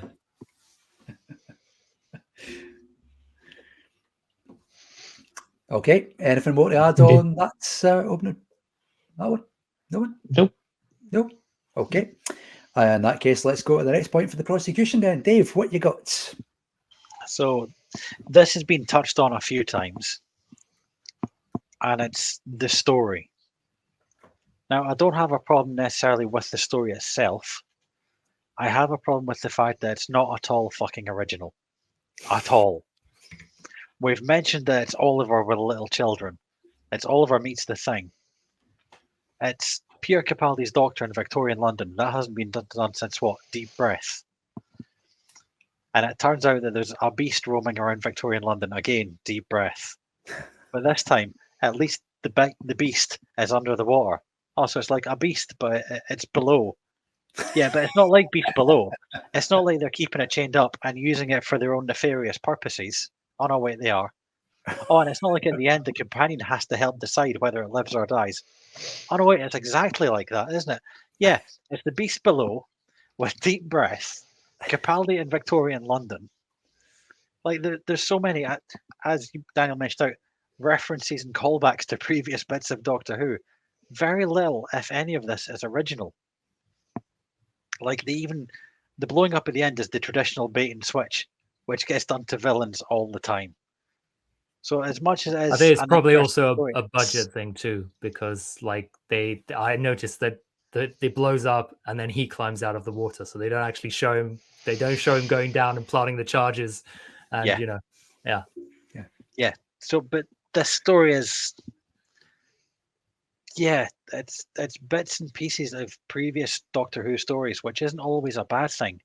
But almost all of these are relatively recent. There's nothing wrong with calling back to classic Doctor Who. But when you're literally calling back to this Doctor's first episode, and it's the same setting, and it's a creature feature, it just feels very recycled and lazy. And it just didn't feel like it had enough original thought behind it for me. mean, But to go Gareth back, Hartley so go ahead. Sorry, Danny, I was just gonna say, sorry, both of you. I was just going to say, Gareth really does concur. His originality isn't that a problem for most Who? Well, quite. Yeah. Haven't we all seen the same Doctor Who story told, like probably in the first 12 episodes? Yes. Yeah. But the problem with this is just it cribs from so many Doctor Who stories, and it's not even the good bits of them. I would buy that argument more if this entire story was essentially there's a big fish killing people below the River Thames.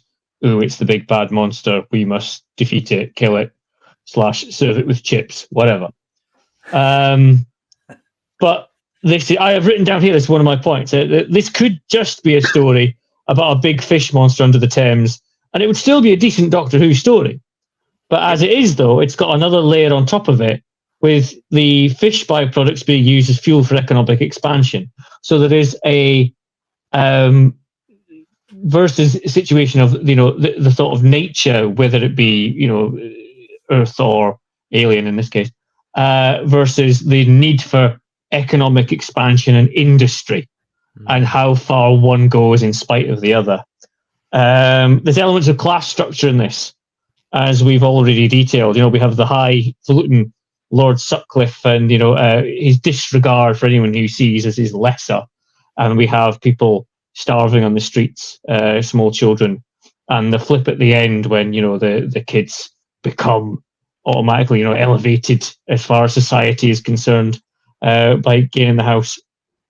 And we have a thread that runs through this as well, is how we treat those that are not our own, whether they be a different skin color or prehistoric fish from another dimension. And I think that's vitally important to consider. Yes, it's a basic Doctor Who story, but it has a heck of a lot layered on top of it to make it worthwhile. Beneath the ice, yeah. Indeed.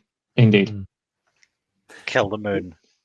Yes, well, I mentioned Kill the Moon, and that was what I was going back to. Was it is a lot of recent Doctor Who history, as you pointed out, but there's a slight element of correction to it. They're sort of looking back through a different lens and saying, well, maybe the stuff with the Doctor Who recent Doctor Who history, maybe that could be tweaked a little bit, which is why you mentioned Deep Breath. Again, in Deep Breath, the Doctor fucks off and leaves. All right, Clara, you can deal with this. I'll come back at the end just to show off. But you know, it's your problem now. And again, he doesn't leave Bill alone in this. He gives her the choice, and she has to make the choice. And he says, "It's your planet. I serve at the pleasure of the human race." And it's that sort of that order that she gives him, and then them working together, which sets the creature free.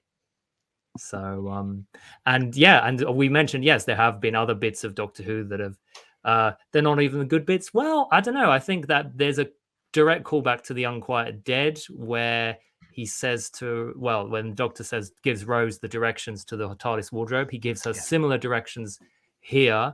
And then they have that same shot of when Rose first puts her foot out on the snow in Cardiff, and then Bill first puts her foot out on the ice. But it's such a bigger moment because you have the whole sort of history happening around her. Whereas in The Unquiet Dead, understandably, because they had a smaller budget, but they're literally in an alleyway, and then the Doctor comes out the TARDIS and goes, "Here we go, history." So it's a kind of it's a correction or an expanded take on sort of beats and Doctor Who elements that have been there before, but just looking at them through a slightly different lens, a sort of 2017 lens, if you will, rather than the 2010 lens when they filmed them. Because so much has changed in 7 years. Yeah.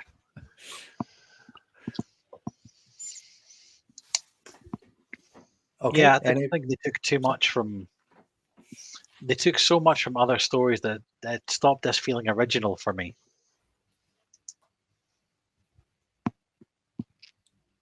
Okay.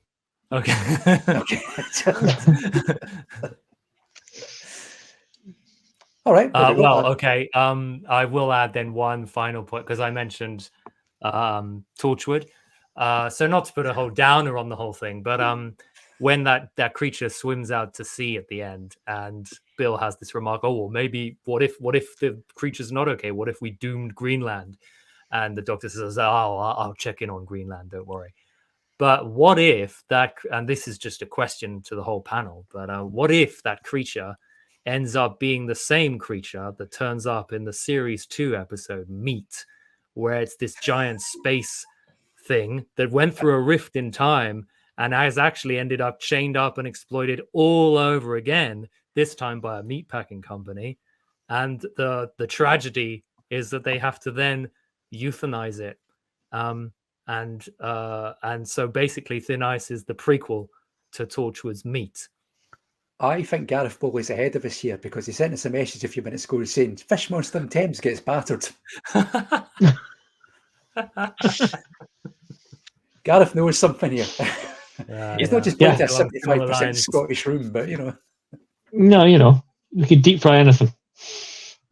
So you could have that reading on it if you were pessimistic, but if you wanted to see the optimistic view that it's set free and it's still roaming the seas now, then that's fine too. So again, it's open-ended. It's an open-ended Doctor Who ending. I quite like that because I always figure that Torchwood is the sad, dark side of Doctor Who, where things go off and get chained up and euthanized. John Barrowman's career, that kind of thing. Yeah. But that's kind of how Torchwood was always sold. It was the dark, grittier bit of Doctor Who. So I like that idea. Yeah. So I think that's now canon in my head. Was John Barrowman not on Dance? Was John Barrowman not in Dancing on Ice? He was. That's right. So he's we're making all the connections tonight. This fish isn't the most dangerous creature on ice, then. Just saying. I don't know. Has Noel Clarke ever done it? Because that would be one step above. Christ. Just his career's been put on ice. Yep. No comment. My lad. Gareth Bowley. The defence rests. Yeah. Gareth Bowley says, isn't it interesting to see the Doctor in the same setting as Styles' story at a different point in his life? Remember all the time he spent with River? Probably smooth him. Yeah. Well, he does. I think there is a deleted scene in this which didn't make it into the final cut, but they're walking along the Frost Fair and he mentions to Bill, oh, I was here before with my wife. And she's like, wait, you're married? I know, all the good ones are taken. And I think they had a line back in Matt Smith's time where she says, oh, he took me out to the Frost Fairs on the River Thames and Stevie Wonder was playing. So, a whole sort of little vignette that we never got to see, but sadly. Imagine Stevie and Doctor Who. Speaking of dancing on ice, your guest role. Singing on ice. The bit where Bill says, I've never smelled a river this fishy before. The other goes, I have. He's a naughty one, that Doctor. I like whenever Dave makes a joke like this, it always follows the same pattern. Me, Dave, and whatever guests we have on find it funny. Cam just turns away from the camera silently. Yep. Despondently. It must have been the name River Song. You think, got to go that way then. Yeah.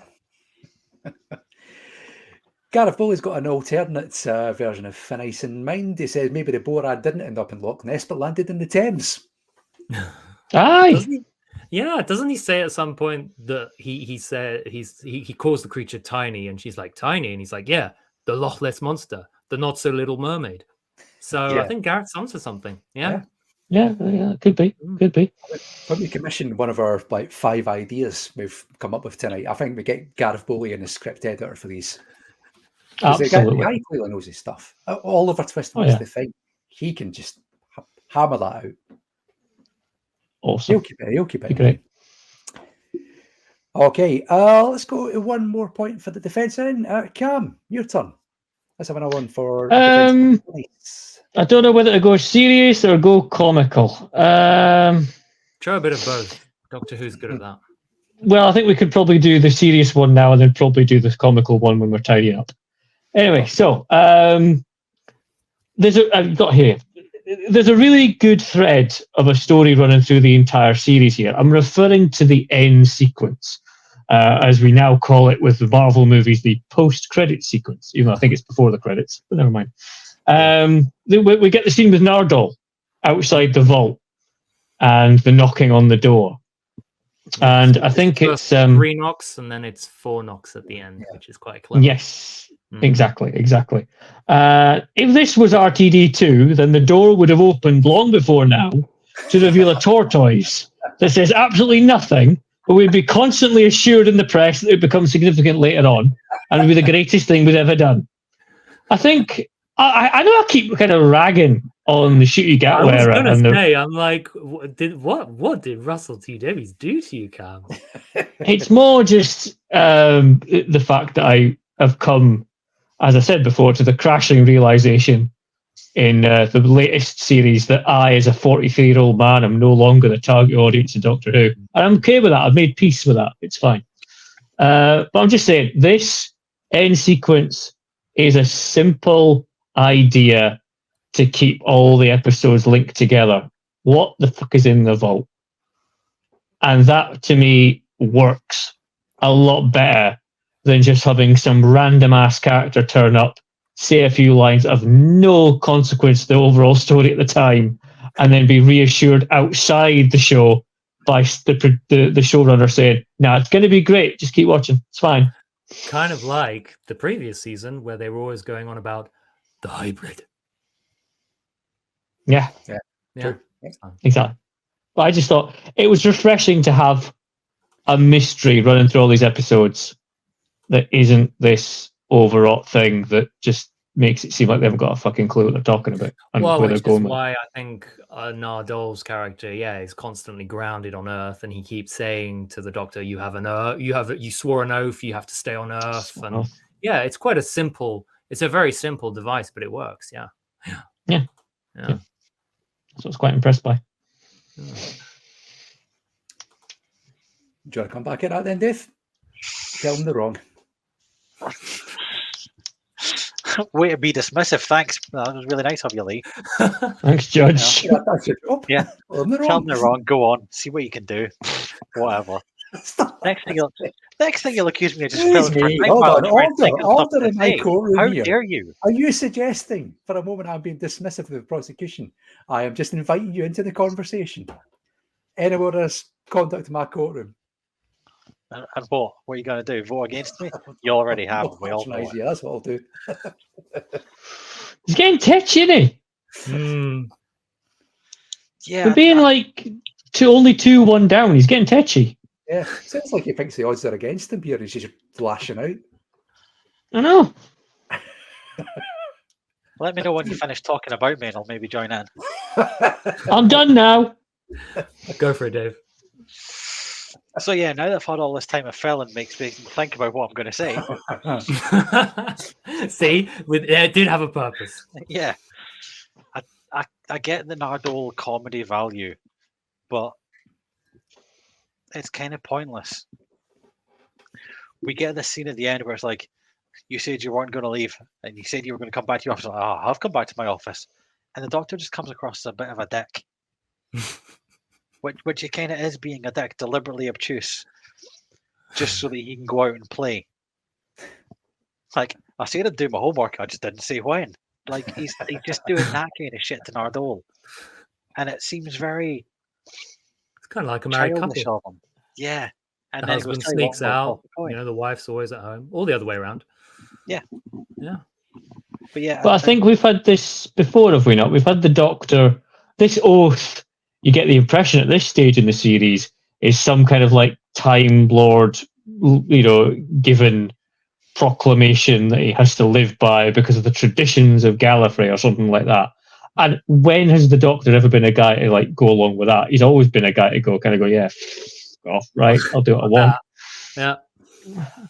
Yes. So yeah, I completely get him doing that to the Time Lords and to the people in positions of authority. But not to Nardole, who's just trying to make him a cup of tea and make sure he does what he's going to say he's going to do. Like, just say, Nardole, no, I'll keep it, it's fine, but I'll go off every now and then and do things. Instead of gaslighting him and lying to him and Like, just treating him like shit. Like, he is treated like her indoors, the little wife. Yes, but I mean, not to jump ahead several episodes, but it does have a payoff at the end where he's talked shit to him the whole series, and then he realizes, oh, actually, he's making this big sacrifice for me, and I can't even find the words to express my gratitude, which I think is a beautiful moment, you know. Yeah. Yes, but at this point, he's just being a dick to him for no good reason. Gareth Foley does say it's just like the Third Doctor trying to get away from the Brigadier. Ah, you And it's see? always Yeah, exactly. exactly. It really isn't it? Yep, exactly. Yeah. That's what I'm talking about. There is a bit of Pertwee to that, yeah, where he's supposed to stay on Earth and he keeps finding excuses to go off world, you know? Yeah. Yeah. Exactly. Yeah. Mm. Yeah, I just don't like the comedy value of it and taking. Is he in Knock Knock? I'm trying to remember. I can't remember. He's in a lot of Oxygen. He actually comes along for the ride in Oxygen. Yeah, I was going to say, pretend the monks come round, he comes along for the ride, yeah. That's right. Can't remember if he's in Knock Knock. We'll find out again in a couple We'll of months. find out in a fortnight. We'll find out in a fortnight's We'll time. leave it in the next episode, folks. Okay, anything more to add on that point? Any of you? On that point, I don't think suppose. so. Well, Cam brought up the Shooty Gatwa series just very briefly. You could say, if you wanted to look at it in a broad spectrum, that again, when I go back to my first point about the Doctor punching a racist, I mean, it's a valid reaction. It's not the only reaction. So we have, further down the line, you have Jodie's episode Rosa, which tackles racism in a much more nuanced way. The same with Demons of the Punjab. And then you fast forward a little bit to the Shooty episode Dot and Bubble, where it's almost a kind of cosmic prank that's played on the audience, and you find out the twist sort of towards the end, unless, of course, you spend a lot of time online and have people ruin it for you on social media. But there you go. Yeah. So it's a stepping stone. There are many, I'm not saying this is the only way to tackle this subject, because, of course, in the episode itself, it's not the only subject that's tackled. So it's one subject among many that's tackled in a certain way, and it will be tackled differently in a few series time.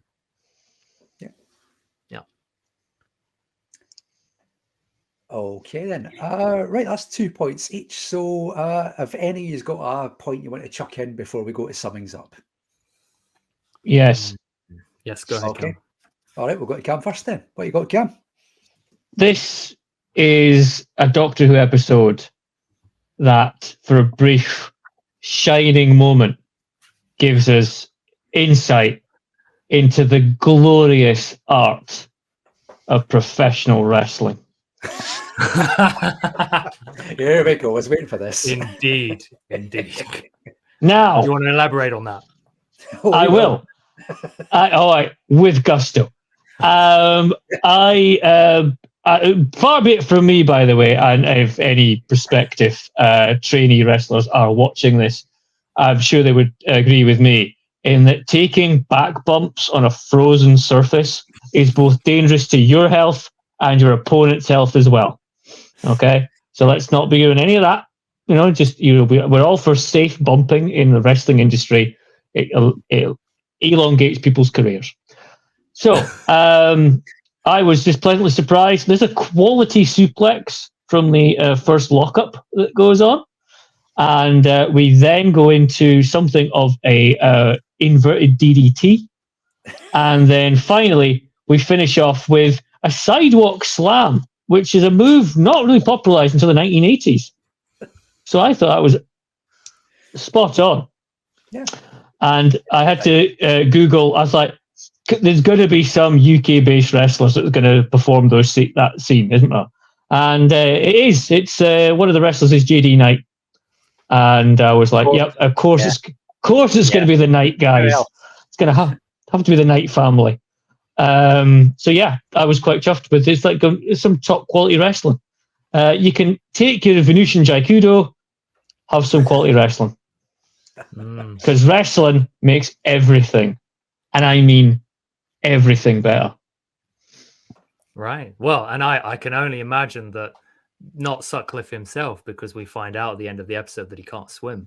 That's the one thing he didn't factor into his plans. He would have gotten away for it. Would have gotten away for it too if it weren't for those meddling kids. But Yes. But yes, he didn't figure out. So he's not the. But I think in his family there was definitely some fish wrestling, because that's probably the only way they would have wrestled that creature to the riverbed. But again, as I said, he ended up with the legacy. He didn't actually do it himself, because if we remember how he dies, it's a very pathetic kind of death. He kind of overbalances and goes, "Oh!" So I think he's going for what I think might have been a top rope shooting star press, but ends up in a kind of senton bomb. Yeah. Do you know what? People are going to think I'm making this up as I go along, and I'm not. No, you've done your research. You should really do a podcast on this, Cam. Yeah. I should start a wrestling podcast. Yeah, I should really do that. Really, I should. I'll add that to the list of ideas for tonight. Yeah, I'd actually think Cam does a wrestling podcast. Yeah, then they'll give you another account to vote in the poll as well. Yeah. There's, Any wrestling fans out there, please vote in the polls. Yeah. They will do. I don't think they have so far tonight, and probably won't. For the interests of spare sportsmanship.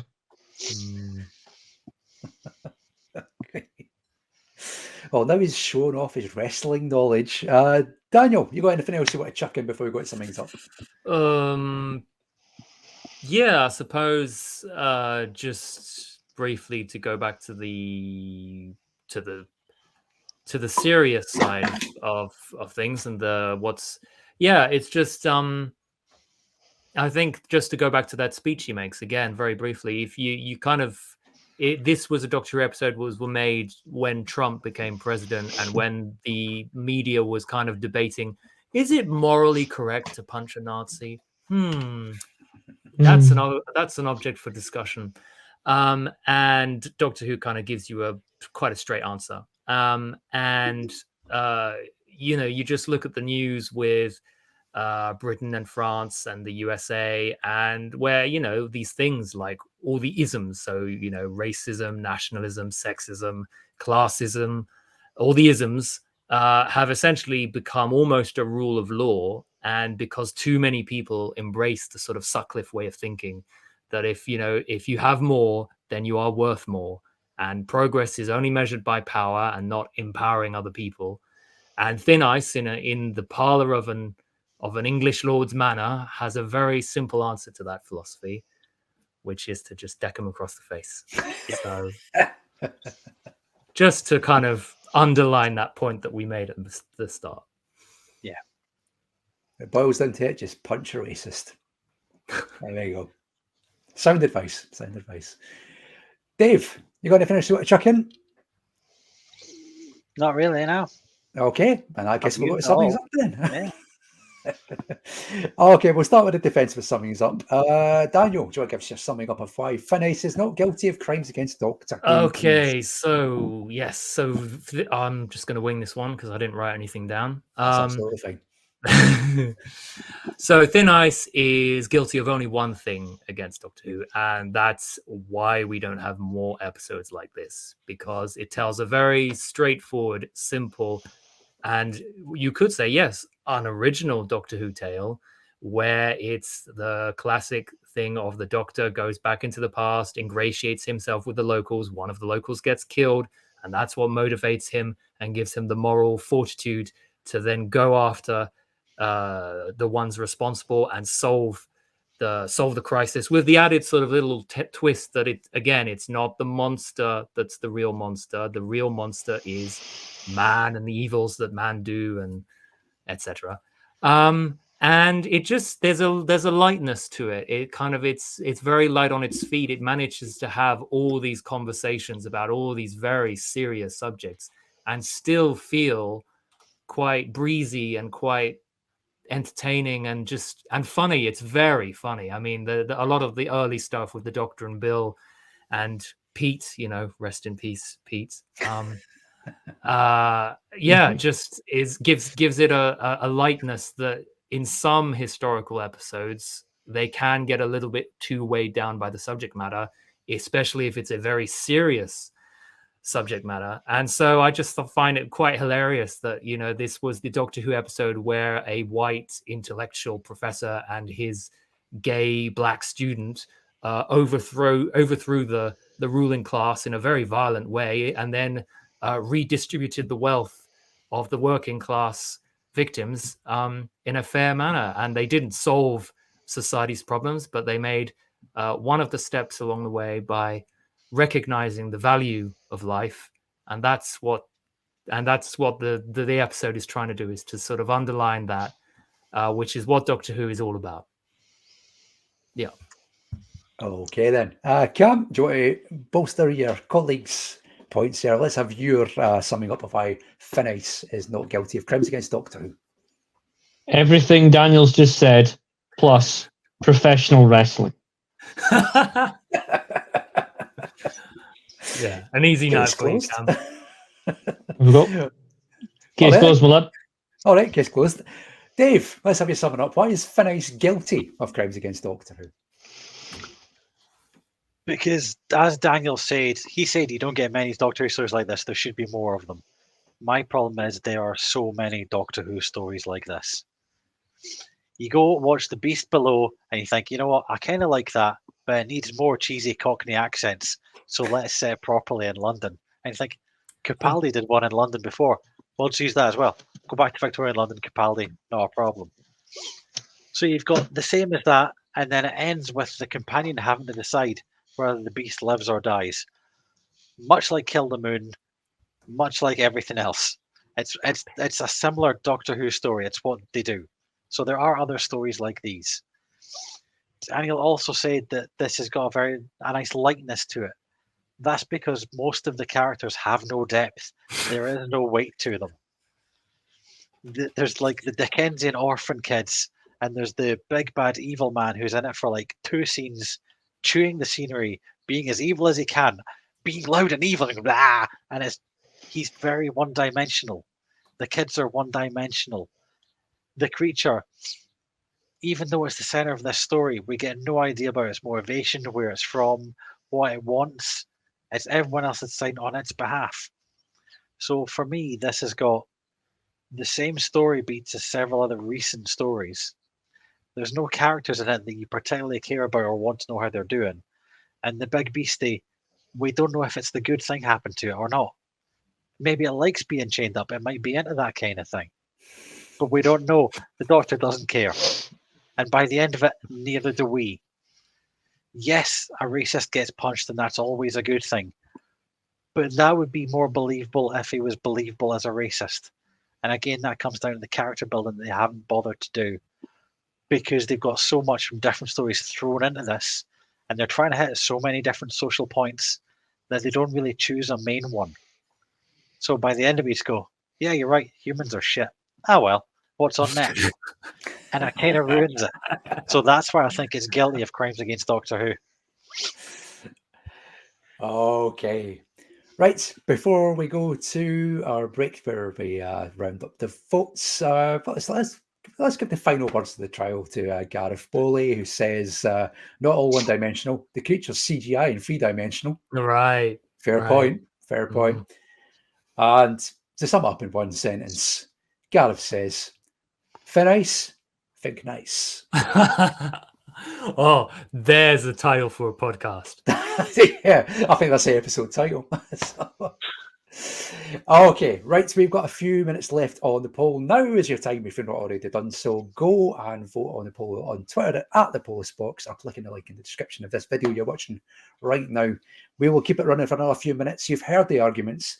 Based solely on those, go and decide whether Finnice is guilty or not guilty of crimes against Doctor Who. We will close that poll in a couple of minutes' time, and when we come back after this break, we'll reveal the results. So we'll see you in a couple of minutes' time.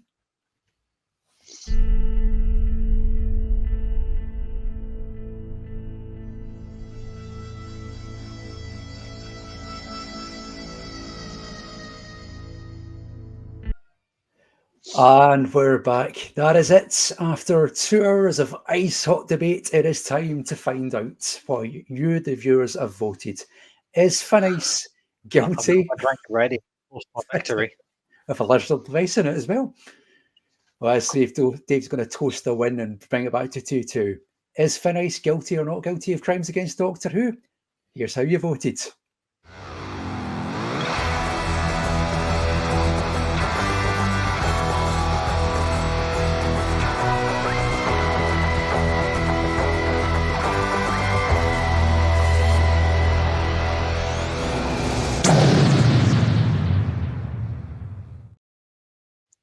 Dave may as well pour that drink down the sink because Finis has been found not guilty of crimes against Doctor Who by 89% to 11%. Cam, Daniel, congratulations. The magic of professional wrestling. That's what swung it for everybody. It wasn't exactly. It's not all the stuff we Look said at about it. Doctor Who. No, none of that. Look at a bit shaky. Then I mentioned suplexes. Yeah. Everyone goes. Yeah, that's it. That's it. Everyone's like, oh yeah. Yeah, grown men interlocked in an embrace. Yeah, that's all we need. Sweaty men Hey. spandex always sells it. Daniel, we got to entertain ourselves somehow on a Saturday evening. So there you go then. It's another win for Cam with the aid of Daniel tonight. So that means it's 3-1 to Cameron over the course of this series so far. Dave, at least you've got a drink to drown your sorrows with. I have indeed. I'll drink enough that I can't remember the loss.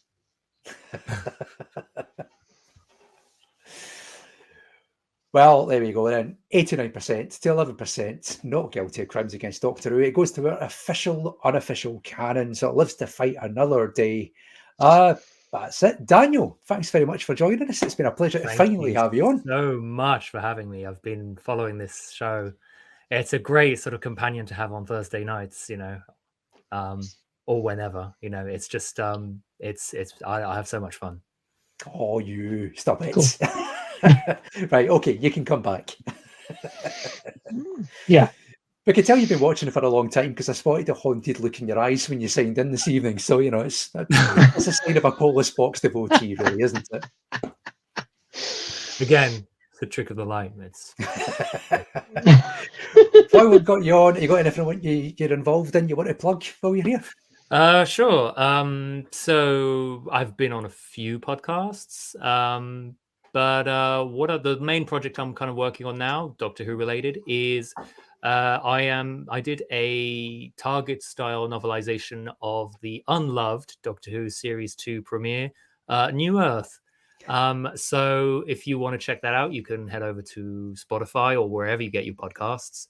And if you can't get enough of my voice after tonight, lucky you. You can listen to me do an audio style reading of what I wrote. And so I put sound effects in there. I do funny voices, none of the Scottish voices that I did tonight. Oh. And, there's a bit of artwork in there that's been commissioned by real artists, no AI stuff. So that's Fantastic. all good. Yeah. And it has been endorsed by, one review I got was the target you never asked for but secretly really wanted. There you go. I'll have to ask Cam's internet husband if I can officially put that on the masthead, but yeah. I'll ask him Cam for is you. a bit over. I'll give him a nudge. I'll give him a nudge in bed tonight. We'll put links up when this episode goes out properly with the edited version of all the things you can find that Daniel's been involved in. We'll stick links up on Twitter so you can go and check those out if you want. That's it for tonight. When we next see you on the 12th of September, it's going to be Knock Knock that goes before the courtroom. Don't make me say it. Don't make me say the punchline. You're going to have to forbid the next guest from making that joke. I've made it now. That's true. Yeah, but we'll put our foot down now. I'll tell you who's going to be there. It's going to be Dylan Reese who's going to be joining us. Knock Knock. I met Dylan last week. He's a lovely, lovely man. So he is. We're in good company. He's one of life's good eggs. So he'll be joining us for the Knock Knock episode fortnight tonight here on YouTube at 8 o'clock on the 12th of September. That's it from us. Finnice, not guilty of crimes against Doctor Who, into the unofficial official canon it goes. Join us in a fortnight, see how Knock Knock fares. And one comment has just come in just before we go. Let's go from Gareth Bowley. Knock Knock, Wooding Acton. Very good. There you go. You could have saved that for a fortnight's time. But he's just gone in and done it now. He kicked down the door. That's it. We'll see you in a fortnight's time for Knock Knock with Dylan Reese on the 12th of September at 8 o'clock here on YouTube. In the meantime, you've been watching the Police Box. Thanks very much for doing so, for taking part in voting. We'll see you next time. Good night, everybody. Good night. Good night, folks.